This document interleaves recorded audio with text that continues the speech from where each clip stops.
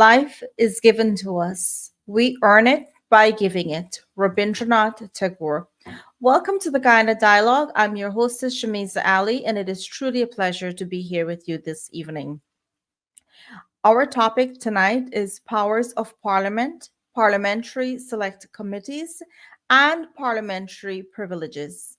The Guyana Dialogue is being sponsored by a coordinating council of Guyanese based in the US, UK, Canada, and the Caribbean. Funding support is by well known philanthropist Dave Narayan from Dave West Indian Imports. Please welcome my moderator for tonight, Dr. Tara Singh. Thank you very much, Shamiza, and welcome to our viewers and welcome Welcome, to our Dr. guests. Tara. Our panelist is Dr. Ganga Ramdas. Thank you, Shamiza, and Pleasure. welcome to our dear listeners.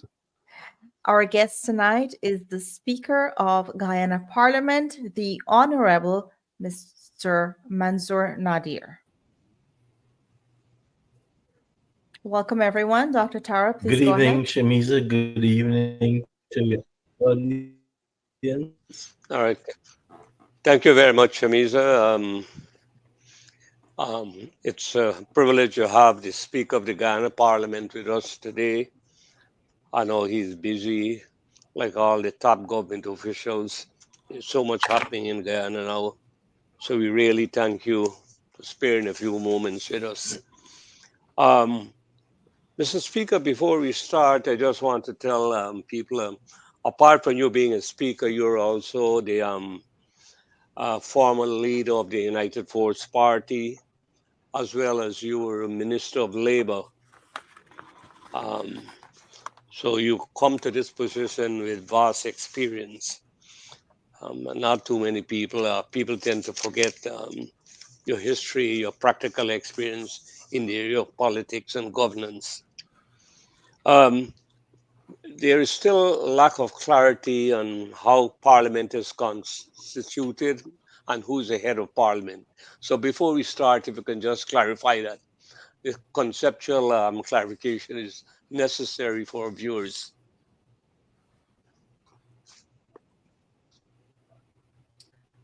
Thank you, Dr. Tara. Good evening, Ms. Ali, your viewers and listeners, Dr. Ramdas. It's an honor to be with you once again on the Guyana Dialogue.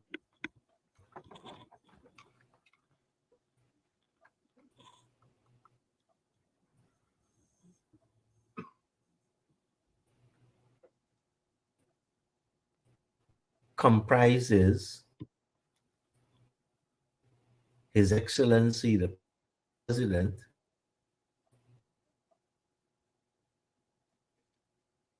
Dr. Tara, you on mute.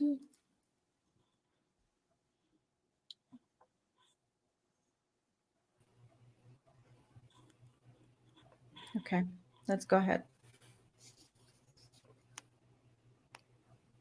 So you're getting me there? Yeah. Should Yes, I we can start hear. all over, Ms. Ali? Yes, we can hear you. We're good. Yes. Okay, so I was saying that people use the word parliament and National Assembly synonymously, but parliament actually is the law-making function of the state, comprising His Excellency and the National Assembly. Similar to you in the United States, you'd have the Congress comprising the House of Representatives, the Senate, and the President of the United States. That's the lawmaking function. And similarly for us, we have the National Assembly and His Excellency, the President, as the lawmaking function. So when we say Parliament, we'd have His Excellency as head of Parliament. When we say National Assembly, you'd have the Speaker as the head of the National Assembly. So I'm confident that we're talking tonight about the National Assembly. Um, and so that is the one institution, the legislative function of the state, the lawmaking function of the state resides in the National Assembly and His Excellency. So what happens? For us to introduce a law, to amend a law, or to change a law, a bill comes to the National Assembly. And bills are normally piloted by ministers. You could have private members bringing bills also. But generally, a minister will bring a bill to Parliament, and that bill will go through the several stages in the House. When it's approved by the House, or it's passed by the House, that means the National Assembly passes a bill. Then that bill goes to the President, and the President can sign or can refuse to sign. But when the President signs that bill that's passed, then it becomes an act of Parliament and now has the effect of a law. So that is the lawmaking function of the Parliament, meaning the National Assembly.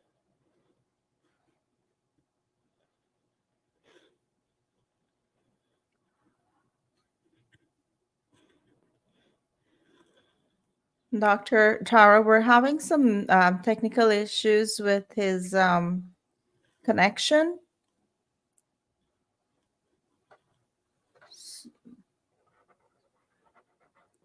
Dr. Tara, please unmute.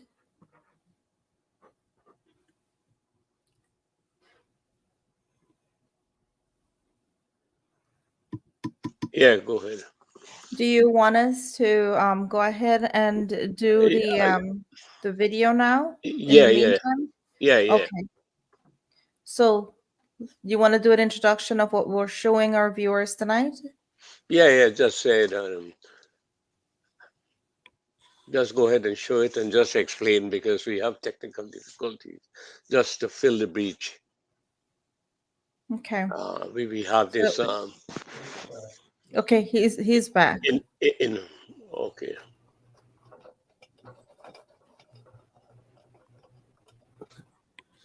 Are we all back? Yeah, you're back now. Go ahead. We can see you. Go ahead, Mr. Speaker. Great. So that is the challenge that we have with the technology. We need reliable, You're right. high-speed internet. Mm. Now, let me just ask you a question. Say, a minister can table a bill. Can an opposition member table a bill as well, or any ordinary member who is not a minister table a bill in Parliament? Correct. Any member can table a bill in the National Assembly. It's called private members bill. So if you're a private, well, an ordinary member can table a bill and it becomes a bill tabled by a private member.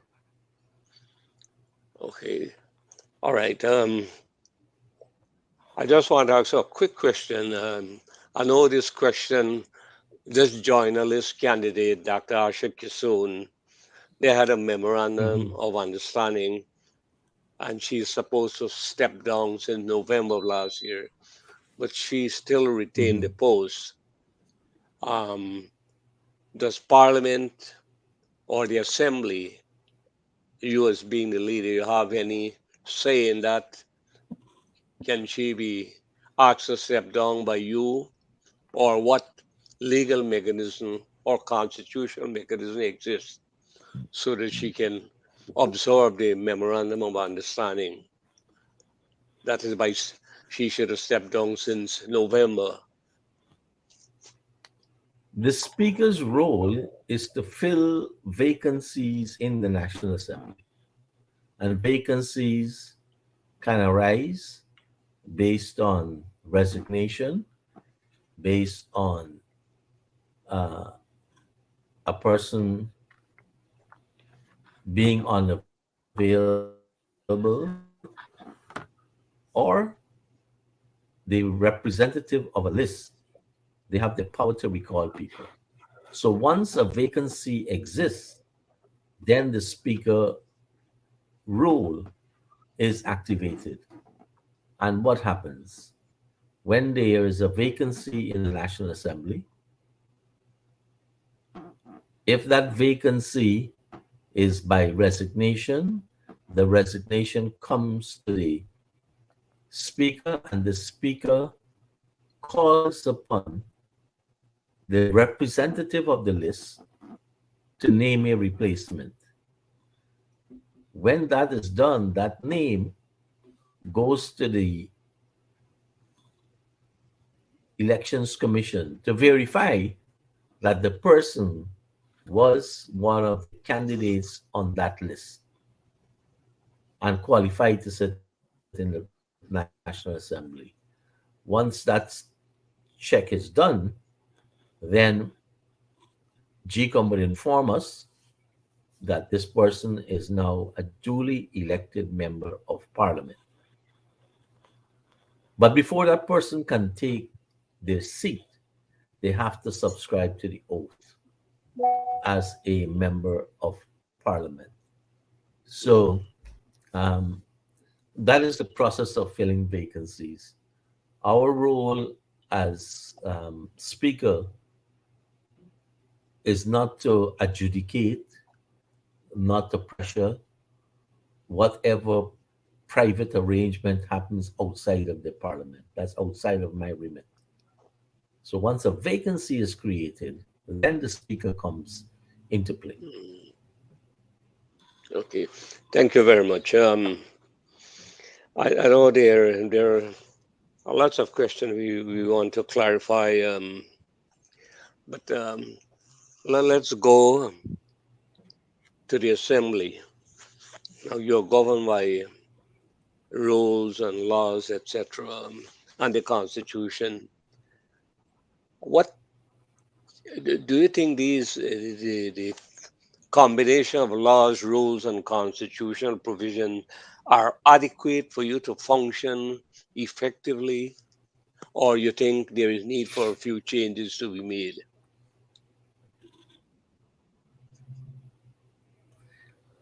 I feel that they're very adequate. Parliamentary democracy, Westminster style parliamentary democracy, where it is different than a Republican style. You have a Republican democracy.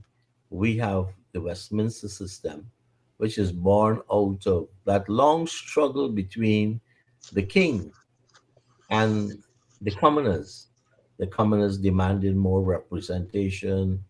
Um, Cromwell emerged as the one figure throughout history that seems to have represented the interests of the common people, but there were many others. And so, out of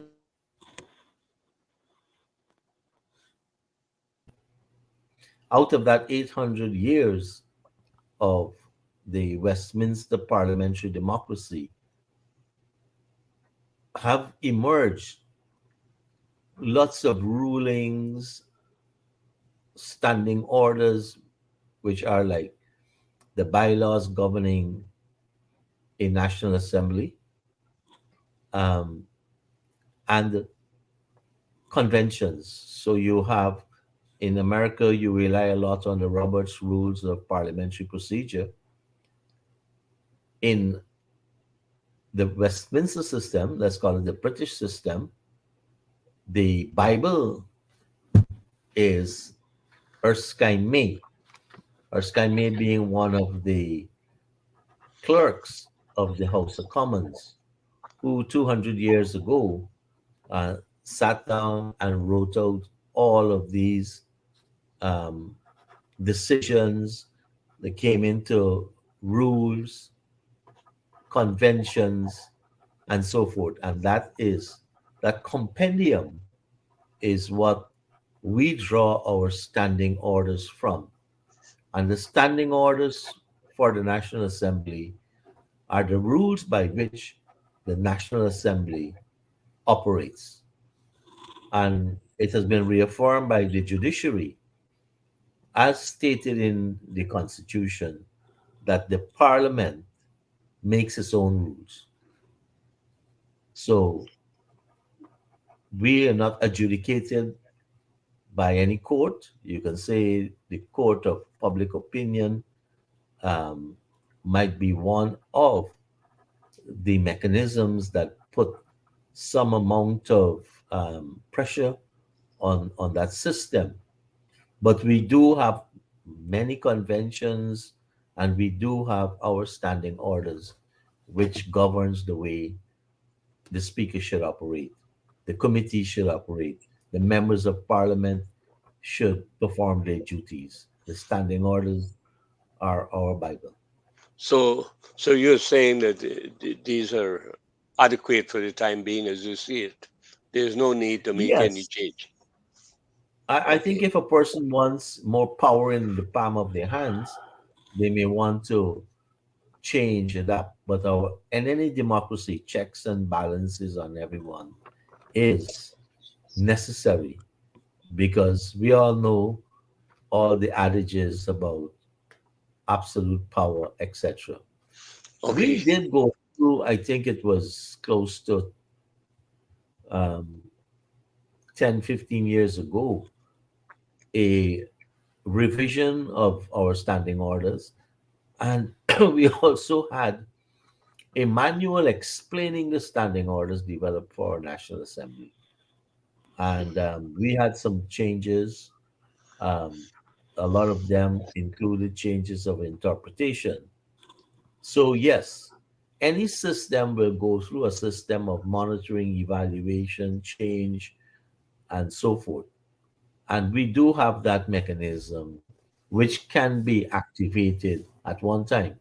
In our house, we did not have the power of recall, and changes were made because in our system, a person is on a list of candidates, and then if they want to break away from that list, the representative of that list was given the power for of recall, which we didn't have before.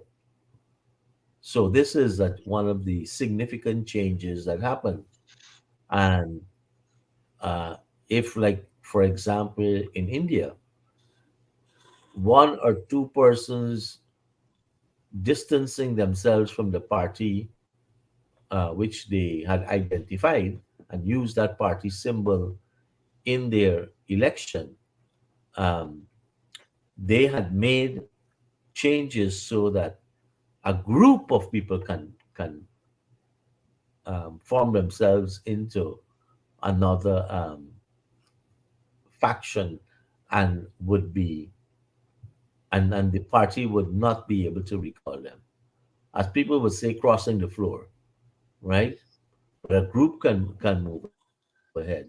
In fact, this is one of the issues in Pakistan, because all of the independents that uh, were candidates who won and who had identified publicly but not in an organization with the Imran Khan party, they couldn't be called upon to form a government in spite of the fact they had the single largest block of vote because they weren't considered as a party. They were all independent persons elected. So we do have a set of rules, and we do have rules and conventions existing for centuries that govern us. The bottom line is, personally, I feel the rules that we have governing Parliament are very adequate for us Mm. to conduct the business of the House. So, so you think that with this constitutional revision commission that has been set up, you think that Parliament, Mhm. the Assembly, will be subject to scrutiny and therefore revision of some of the rules? It Is can that be within the because scope? one of the most Go ahead. it could be. Yeah, because one of the issues in the Constitution is that the Constitution provides that the seats of Parliament can be divided up to half in constituencies. And so we had gone through something like that before, where we had, if you go to um, the Constitution, excuse me, the Constitution that existed in 1992, the House comprised 65 seats, elected members, but only 53 of those seats were allocated based on the general elections, 53. 10 seats came from each, sorry, one seat from each region, comprising 10 seats in total, came from the regions. So the people in region one would come together and they would elect someone from their list to go to parliament. Similarly, all the other regions. So you have 10 seats there. So here we have 53 seats and 1063. And then you had something called the National Congress of Local Democratic Organs. And that NCLDO comprised all the local authorities, the NDCs, and they in turn elected two members to go to parliament. That's how you got the 65.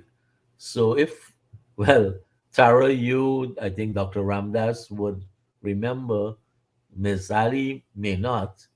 She would be too young to remember that. But in 1992, in spite of the fact that the PPPC won the majority of votes, as people say, the plurality of votes, it did not get a majority of seats. And that was because of this 12 seats that were allocated to the regions and the NCLDO.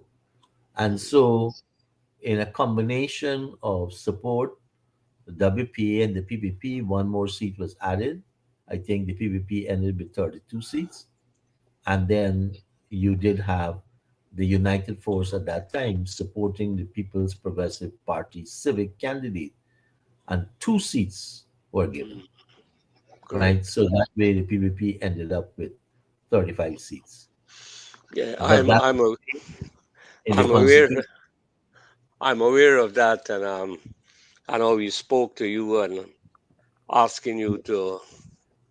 I don't know if you can recall those conversations in 1992 when we urged you to dedicate the two seats that you have towards the PPP, and of course you did. Now I'm going to Yes, pass it and over at that, now. Sorry, go ahead. Go ahead, oh, I Mr. was saying Speaker. then when we had the constitutional reform, Hmm. when we had the constitutional reform process that ended in 2000, that was changed. Yeah, And so correct. those seats, those 12 seats were eliminated, and all the Right. 65 seats It's 40, became 25 now. Darcy. Okay, Mr. Speaker, thank you. I pass you on to Dr. Ganga Ramdas. Oh, Doctor, yeah, thank you, Dr. Tara. First, I'd like to thank the Honorable Speaker Manzoor Nadir for sharing his experiences with us. It's very enlightening. And also, the speaker's duties are powerful and challenging indeed, and covers multiple skills in management, organizational behavior, leadership, and knowledge, extensive knowledge of the legislative process. And you have mastered that. And from your comments, I think we have learned quite a bit. The question I have, which is puzzling, is the how do we identify the list leader in a coalition party? Because they're made up of different parties, let's say two or three parties, then you get a list leader who also has certain powers to recall members and so forth. So, how do we identify the leader and define the scope of the powers? And how do we apply it to Dr. Kisun's case? Uh,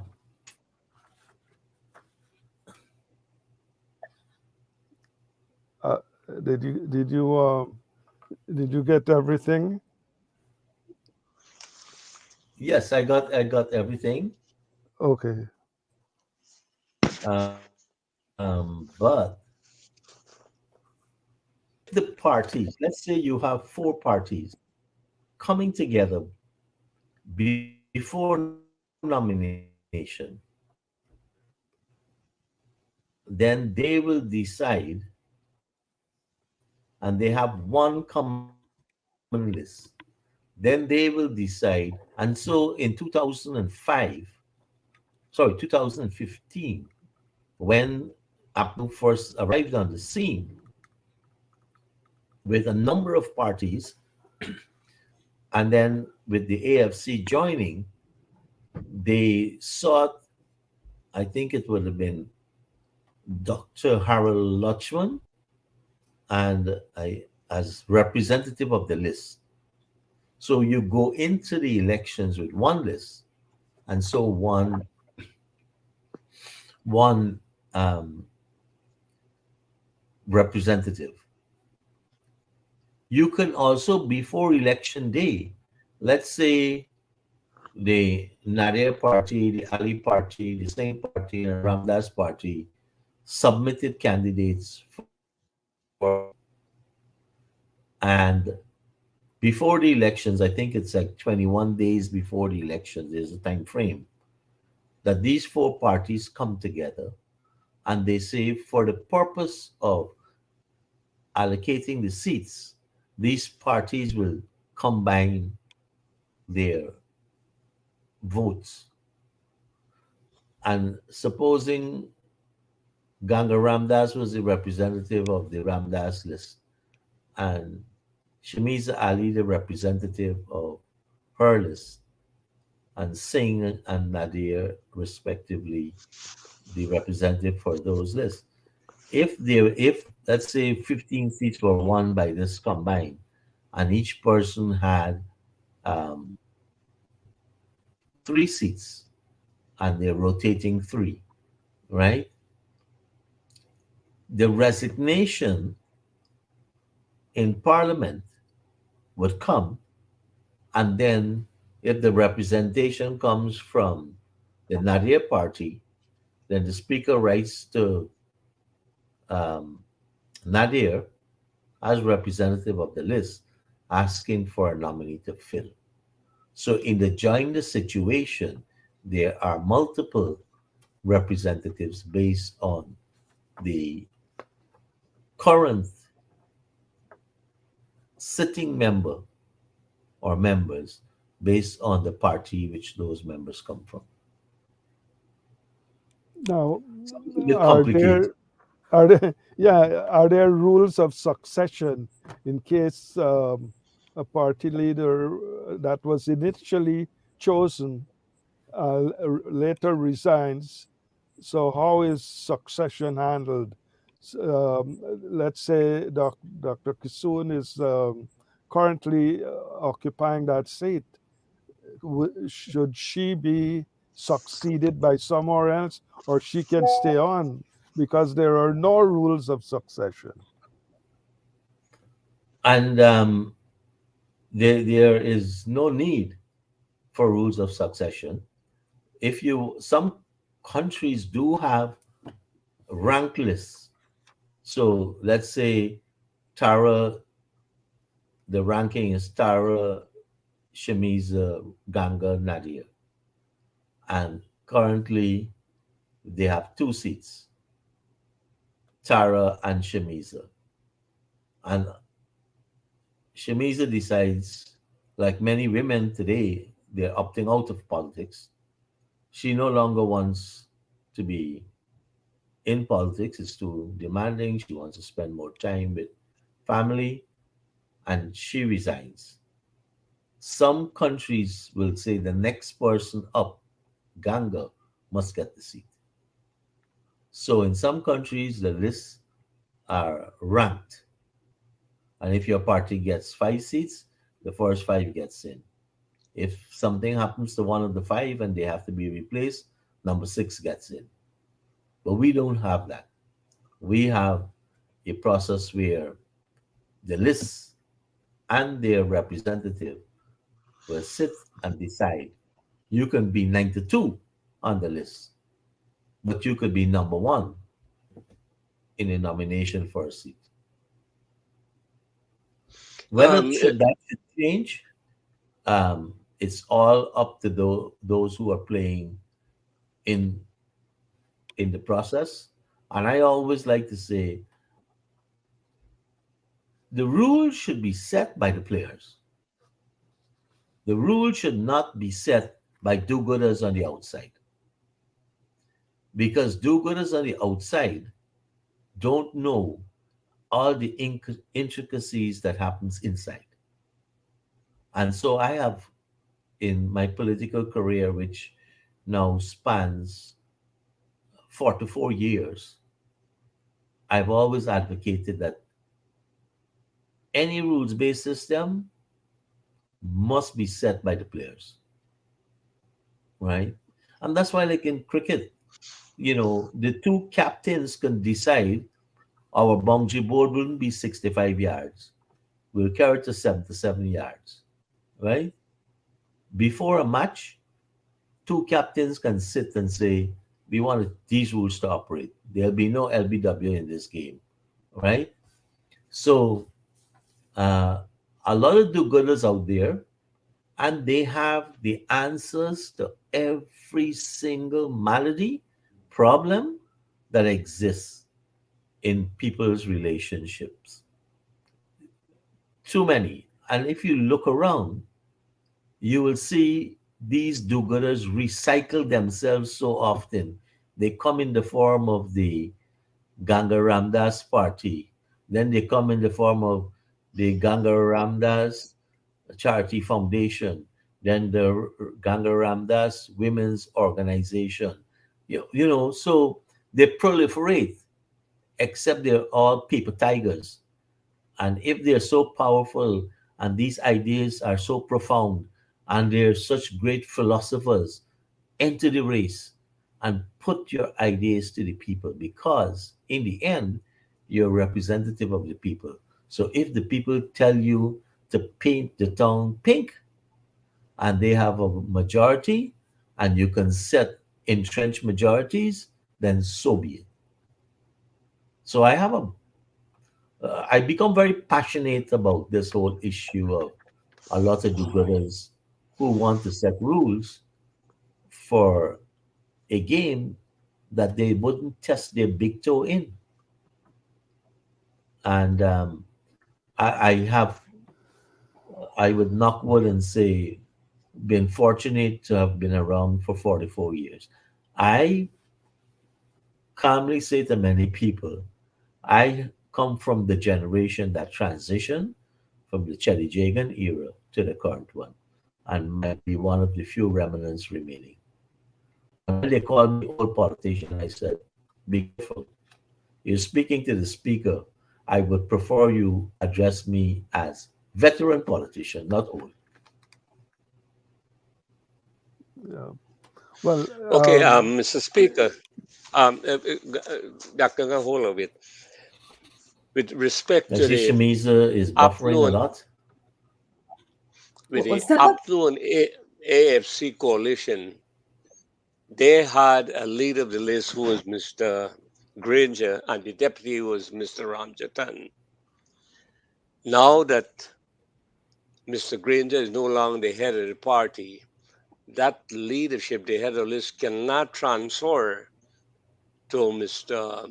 Norton because there is no succession. So that raises an important issue, whether constitutional or legal or what. Technically, Mr. Ramjatan should perform the function as a leader.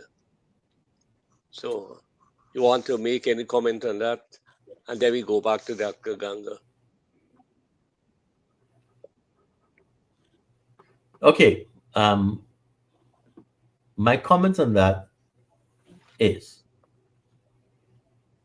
the People's National Congress is the largest party in the APNU, the largest party in the APNU. So Mr. Granger is representative of the list comprising the APNU parties plus the Alliance for Change. And their understanding at the time of nomination was they have their representative, Mr. Granger. I shouldn't say Mr. Granger, His Excellency President Granger, and former Vice President Kemrat Ramchatan. So that's their arrangement. And so it will be difficult to say that the current leader of the People's National Congress reform must automatically emerge as the representative of the list. But once that is submitted, the succession is if Mr. Granger no longer wants to be representative, he can resign. And Mr. Ramchatan comes up as representatives. So there is some succession, yes.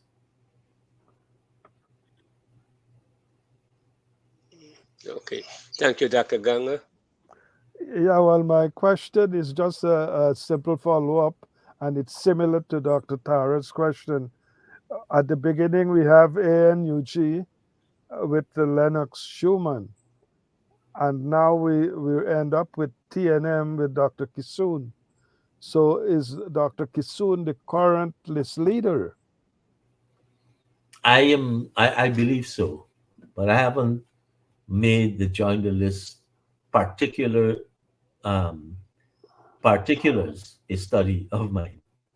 Some people said, yeah, you should, but when the time comes, we do have enough references and documents for me to check that. So she can continue in without relinquishing her post because she's the list leader, and she put herself there. Well, they say Dr. Ramdas, a good speaker, comes from being a good listener. So I listen to your comment and don't make one. Okay, Mr. Speaker, as part of the reforms you mentioned about in 2000 that were implemented, they had a number of parliamentary select committees, the most powerful being the Public Accounts Committee. What role do you have to play in that? Or do you have any role? Okay, the Public Accounts Committee has been a feature of our Westminster system long before our reforms 2 decades ago. But every Westminster Parliament has a Public Accounts Committee, and that Public Accounts Committee is chaired by an opposition member of Parliament. It's chaired by an opposition member of Parliament. So what does the Public Accounts Committee do?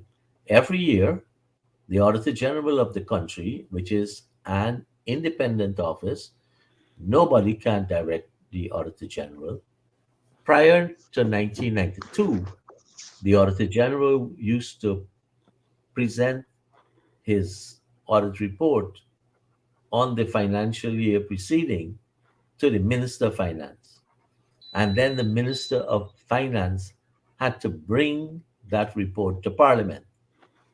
So if I, as Minister of Finance, during that period, received an Auditor General report and I chose not to lay it in the House, then it stays on my desk to gather cobweb.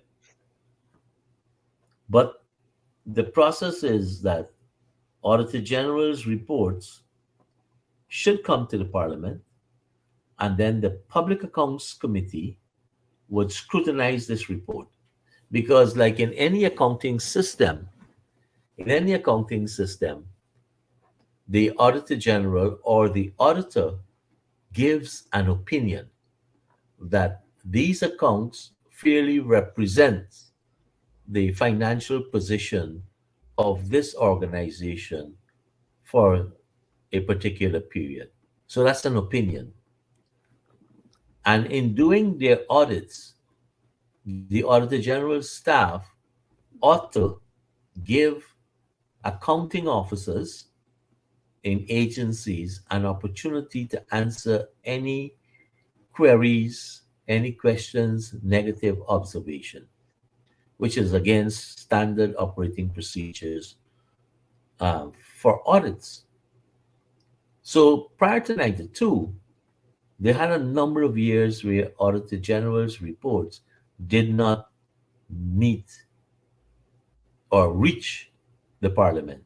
And so the Public Accounts Committee would have been prevented from scrutinizing the Auditor General's reports because it went to the Minister of Finance, and the Minister of Finance would bring it to Parliament. I think there may have been a period of about 7 years when that did not happen. Post 92, it was changed that the Auditor General must, by the 20th of September the following year, present his Auditor General's report to the Speaker of the House. And the Speaker at the next sitting of Parliament will table that report. So the excellent position is by the 20th of this year, I will get the Auditor General's report for 2023. And that will be tabled at a sitting that comes up immediately after I receive that report. So I can't hold it. The law now provides that as soon as I receive it, at the next sitting, I must table it. And once it's tabled, then it goes to the Public Accounts Committee. And the Public Accounts Committee, how they operate. When you see a Public Accounts Committee online, you have the chairman, you have X amount of members from the government, X from the opposition. There is the Accountant General for the country. The Accountant General is the person who is responsible for spending the money. All the ministries, the Accountant General. And then you have the Auditor General. So when you're going to prosecute this report, let's say we're dealing with the Ministry of Finance. The officials of the Ministry of Finance would sit in the chamber. The members of Parliament on both sides would raise questions. Let's say, for example, the Ministry of Finance cut a check for $5 billion on the 30th of December, 2023, for payment to a project, and the project didn't start. Someone will say, how could you cut a check for a project that hasn't started? You can't finish a $5 billion project in one day. And then so that would be put to the accounting officer of the Ministry of Finance. And then the Accountant General may say that the project started before. We cut the check as an advance for mobilization because they're entitled to mobilization. And this is a rule, and explain. But when they explained that to the Auditor General, they didn't accept it. So they put it in as a query. So you have, at the Public Accounts Committee, you have the members of Parliament who are the prosecutors. You have the accounting officer of the agency sitting, and you have, as advisors to the Public Accounts Committee, the Accountant General and the Auditor General, because we are now cross-examining that agency based on the observations of the Auditor General. And remember what I said earlier. In an audit, the auditor expresses an opinion, and none of us have infallible opinions. And so that is the process in the Public Accounts Committee. And this exists in many countries. In those countries that have won all the seats for one party, they literally have to appoint an opposition person from among themselves to oppose themselves. I think that has been the case in Barbados, for example. All right, thank you. I, I mean, there's so many other questions, but let's talk a little about parliamentary privileges because these have been abused. Watching parliamentary debates, and there were many letters and articles written about members' decorum in parliament and how it's sending a bad message, especially to the younger people. Um, what are your comments on this and how you think parliamentary decorum could be improved?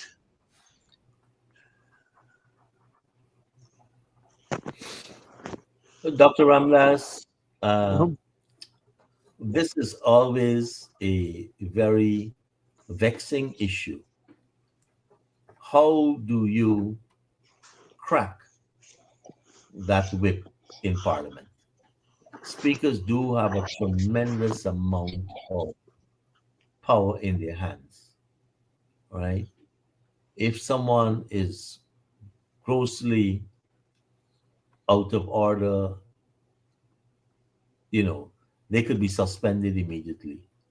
Like some speakers may say, Honorable Member Dr. Singh, you may want to excuse yourself for the rest of this sitting, right? If they're being, and if the person refuses, then you can use the big stick and throw them out, right? So I've been watching parliamentary sessions in many countries, and somehow this last few years we have had extremely militant parliamentarians. I think the last one I saw was in the Maldives, you know. Um, so sometimes, for me, I would use a tremendous amount of restraint rather than a big stick. So I constrain myself to throwing people out, to moving them to privilege. You literally have to do what happened 2 years ago in Parliament. Before I ask the privilege, and there is a privilege committee that meets, and some people say, oh, if the speaker is asking for sanctions against Dr. Singh, he shouldn't be the adjudicator because the speaker chairs the privilege committee. Um, but we do have a tremendous amount of power in our hands as speaker to discipline members, and I feel that not because we have it, we should exercise it. So I tend to be a very um, patient speaker. Some may see that as a sign of weakness, but in the end of the day, the business of the parliament must be concluded. Must be concluded. Let me just Dr. follow Ram, up a question. Let me just follow Dr. up on that question. Just 1 second, Sarah. He mentioned the issue of younger people, and I feel very proud that we do have a huge following of very young people whenever we have parliament. Huge following. And so you're right. And some of the younger people can't subscribe to some of the behavior of us in parliament. And I remember one young boy, 11, saying to me, that is a rowdy place, Mr. Speaker, but I really admire you for keeping your cool. And I was shocked. I said, "But are you watching Parliament?" He said, "Yes, I watch Parliament, and some of them make sense and some don't." At the very beginning of this 12th sitting of Parliament, I said, "In the end, your behavior inside could influence how much support you and your party get outside." Dr. Tara Singh. Yeah. Do you think that members of parliament generally have a good understanding of the standing orders? Do you think they're, if they don't, that might help to explain some of the unacceptable behavior? I don't know. I'm just asking you because I seem to get the impression they're not that au fait with the basic standing orders. Go ahead. A lot of them are, most of them are very, very, very informed about the standing orders. But what most of them do is try to put the limit of interpretation. And they could only do that if they have a great understanding of the standing orders. Yes, our MPs from all sides are constantly in the library speaking to our parliamentary research officers, seeking clarification here, there. And they Okay. do their homework. And so they try to push that limit a bit, Mm. you know. All right. Thank you. Dr. Ganga, your last question. Yes, I was wondering, in terms of maintaining decorum and discipline and so forth, if time, the allocation of time, could be used as a penalty reward system, since your powers are quite wide. And when I reflect on the United States, some Congress people or senators would say, "I yield myself as much time as I may consume." That's so wide and broad. I was thinking maybe you can use penalty rewards with time so that when they are cooperating, you allow extra time. And if they're not cooperating, you just restrict the time.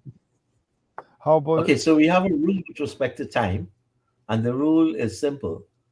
The move of a motion gets 45 minutes and can get an extension of up to 15. Another MP speaking on the matter gets 30 minutes and can get an extension of 15 minutes. If the two chief whips decide on a speaking list and an allocation of time, say the mover will get um, an hour, and we will give an hour to the government for the prime minister, an hour to the leader of the opposition. Everybody else gets 5 minutes, right? And they come to the speaker and say, "This is our agreement. We operate that." So I don't have the power to reward with extra time or to penalize by cutting people's time. But there are other things. So if you're being very disrespectful, disorderly, and it's your time to speak, a speaker may decide, anytime you step outside of the rule, I interrupt you. So if you step out the line for 100 times, I interrupt you 100 times. So you don't get to talk. So many times I will say to a speaker, I said, "Listen, I don't want to um, interrupt you because the moment I press my button, your mic is cut off. And then for you to start back, you have to get back your momentum, your train of thought.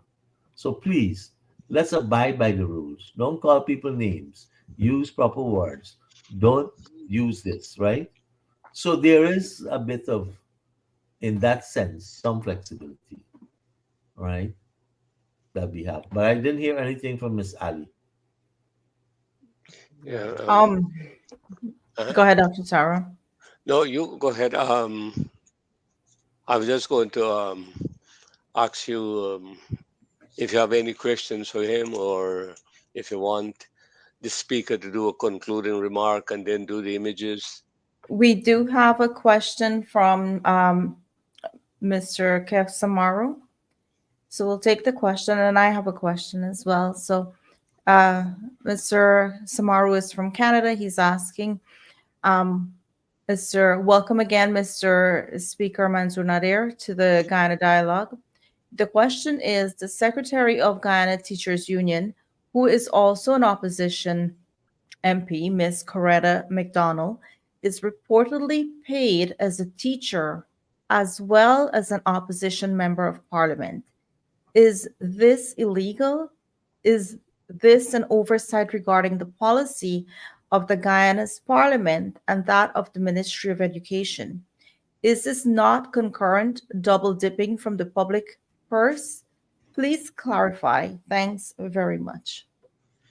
I don't consider it double dipping. We don't have full-time members of parliament, and so people do have to carry on with their profession while they get a parliamentary salary. So ministers, yes, they get full-time salary, I would say. The speaker does, but still, even the speaker is not bound to be in the office 8 to 4, 9 to 5. But one of the issues we've had is it proper for public officers? I'm not saying public servants, because it's debatable what's a public officer, what's a public servant. To, let's say, to be a teacher and be an MP, because you're paid full-time to be a teacher, to be a doctor at the hospital, to be a nurse at the hospital, and to be an MP. And that's something which the players in the process needs to sort out. But currently, nothing is wrong with that. Okay, thank you. For you speak about the stick, the big stick, having to use it. What's the most time you've had to use it in one session? It's disorderly conduct. Right. Right, and it has to be really gross disorderly conduct. Like one time an MP came in and another person was on the floor and he went on at the tirade. So if somebody who is speaking does something that violates the rules, then it's the speaker to deal with it, not any other person. So we had to put that person out for a couple of sittings. And then we had the infamous issue with the mace, which is the symbol of authority of the speaker. And it was an attack on the authority of the speaker of the House. Right. And I would not allow that to go unpunished. So those are the two times. Most times I am very, very, very, very patient, exercise much tolerance in the face of an extreme amount of abuse. But in the end, the business of parliament is the end that has to be achieved. And I'm proud to say that's what drives me as speaker. Thank you very much. And Dr. Tara, if you like, we can show that video at this moment. Yeah, and then he can do the closing remarks. Closing remarks, yes. Thank you. Experience for the first time in Guyana, for the holy month of Ramadan, a village of prayer, reflection and education. The Central Islamic Organization of Guyana, the Guyana Islamic Trust, and the Muslim Youth Organization of Guyana, in collaboration with the government of Guyana, invite you to the National Ramadan Village on the lawns of the MYO on Wilford Avenue, Georgetown. It's a village for all Guyanese, with booths showcasing the various aspects, teachings of Islam, along with garments, literature, local and international cuisine, and a children's play area. The National Ramadan Village will be held on all weekends, Fridays to Sunday, during the holy month of Ramadan, and will be launched on Monday, March 11 at 4:30 p.m. Presentations and salat led by leading Islamic scholars and iftar will be provided. This is a historic occasion for families to come and experience the spiritual ambience of the National Ramadan Village. Wow, amazing. Yes. Mr. Nadir, if you can go ahead with your closing remarks. Thank you, Miss Ali. First, happy Shivratri to our people, and also Ramadan Mubarak, Ramadan Mubarak, Ramadan Mubarak, and to all of you who have called me and my family over the past few days. Uh, my eldest brother just died in New York. I just returned this morning. Um, Thank you for all your words of condolences and sympathies on behalf of my family and I. And thank you for having me on the program. Pleasure. Um, all right, and to all our Christian brothers and sisters, we want to wish you a successful Lent as well. So it's always a joy to watch all of our three major religious group observe fasting during this period of time, and I wish everyone the best until If next. you allow me to say yes, Yes, go ahead. to our Christian community for their fasting and their upcoming Easter, because I won't be back here before Easter. Yeah, definitely. Well, you never know, right? Dr. Tara can make a call and say, hey, can we have you back? Anything else you would like to add, Dr. Tara? No, it's just that we have so many other issues to clarify or for him to enlighten us, because I still think that many people, I would say most people, still have a fuzzy understanding of how Parliament works, the special powers of the Speaker.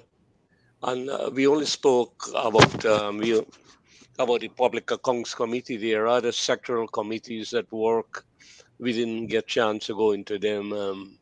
So there's still much more areas to cover. And I would have liked to probe a little because I know Parliament, the Assembly, will be subject to constitutional recommendations, and probably some of these rules might have to be changed. I don't know.